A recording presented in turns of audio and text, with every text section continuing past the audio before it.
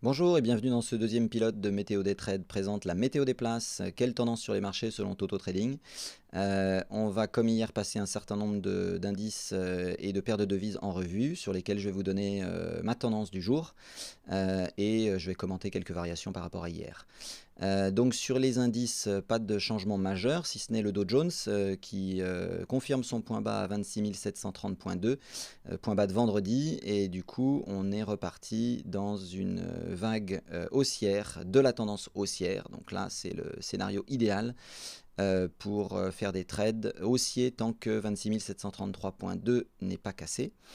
Sur tous les autres indices, on reste un petit peu plus prudent. On est dans la vague de correction de la tendance haussière.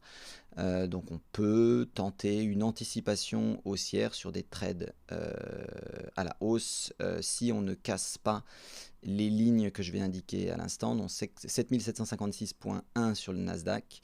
Si on n'enfonce pas 7538,7 sur FTSE, 12507,8 sur DAX et 5572,8 sur CAC. Sur les indices, pas de changement sur Eurodol, sur lequel on est dans la vague de correction de la tendance haussière. Donc on reste prudent. On peut néanmoins tenter, si on le souhaite, une anticipation haussière si on ne casse pas dans la journée 1,12,070. On est également prudent sur le câble, donc GBP USD, puisque hier on a créé un point bas et donc on est reparti dans la vague correction de la tendance baissière. Voilà, donc tendance baissière qui serait invalidée à 1,27 350. Moi je recommande de rester à l'écart aujourd'hui GBP USD.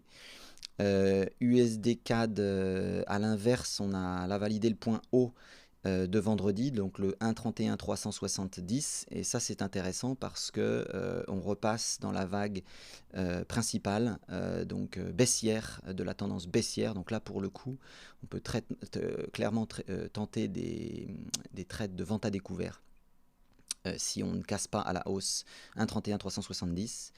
Et pareil à l'inverse sur dollar australien versus dollar. Là pour le coup on repasse haussier puisqu'on a validé le point bas à 0,69 580. Donc trade haussier recommandé sur le dollar australien. Tant qu'on ne casse pas 0,69 580. Et puis on maintient le cap haussier. Donc là aussi recommandation haussière sur dollar yen si on ne casse pas 107 530. Et sur dollar franc suisse tant qu'on n'enfonce pas 0,98 350. La suite dans la deuxième partie.